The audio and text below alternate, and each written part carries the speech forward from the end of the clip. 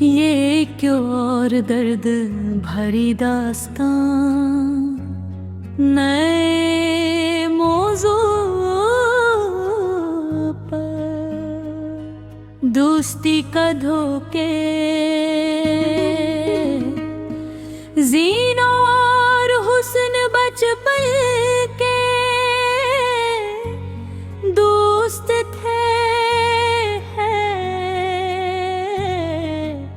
दोनों एक साथ उस तुल जाते, एक साथ खेलते और एक दूसरे के हर राज से वाकिफ थे। महले में हर कोई उनकी दोस्ती की मिसाल देता था। ज़ेन कसर कहता हुस्न अगर पूरी दुनिया भी मेरे बेलैफ हो जाए ना, मुझे पता है तुम हमेशा मेरे साथ रहोगे। हुस्न हंस कर जाबा बेटा, हमारी दोस्ती कभी नहीं टूटेगी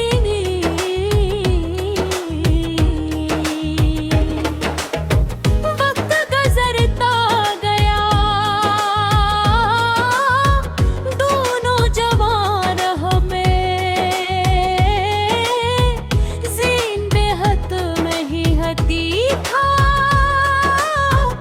जबकि हुस्न के ख्वाब बड़े थे, दोनों मिलकर एक कारोबार शुरू करने का फैसला किया। ज़िन ने अपनी जिंदगी भी भर की जमू पूंजी लगा दे, इसने अपने घरवालों के खाके उस कारोबार से जोड़ दे। उसे हसन पर खुद से भी ज्यादा भरोसा था।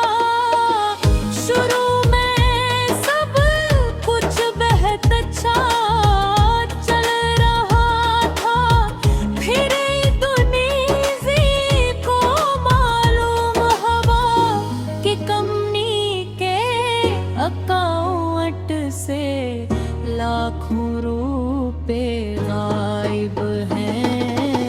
वो हैरान रह गया था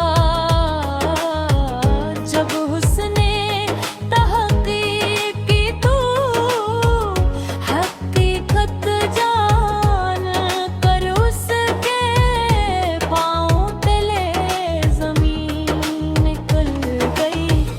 ये सब हुस्न क्या था, हुस्न पैसे लेकर गायब हो चुका था। ज़ीन को यकीन यही आ रहा था, वो बार खुद से कहता नहीं हसन ऐसा नहीं कर सकता। मगर हकीकत सामने थी, एक ही दिन में ज़ीन का कारोबार तबाह हो गए। फिर से हुए पिक्चर गए, घर वालों की उम्मीदें टूट गई। लोग बातें करने लगे, देखा जिस पर सबसे ज्यादा भरोसा था सीने धोख दे देगा। ज़ीन अंदर से मुकम्मल टूट गया, उसे पीसों का इतना दुख नहीं था। हंस दर्द उस बात का खिंच से भाई समझा,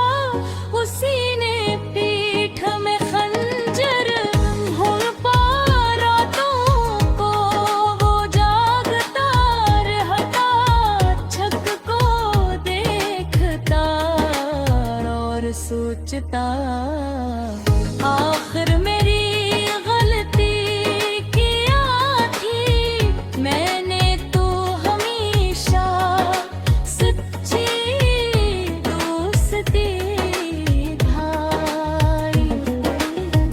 इसके पास कोई जवाब नहीं था, कई साल बाद एक दिन असद अचानक सामने आता। उसकी हालत खराब थी, वक्त ने ऐसे भी तोड़ दिया। तो हुस्न रोते हुए बोला, जी मुझे माफ कर दो इदा, लेकिन याद रखना टूटा हुआ शीशा और टूटा हुआ एतमाद दोबारा पहले जैसा नहीं बनता। हुस्न खामोश हो गया और ज़ीन वहाँ से चला गया। जिंदगी तात्फ सच यही है, दुश्मन का वार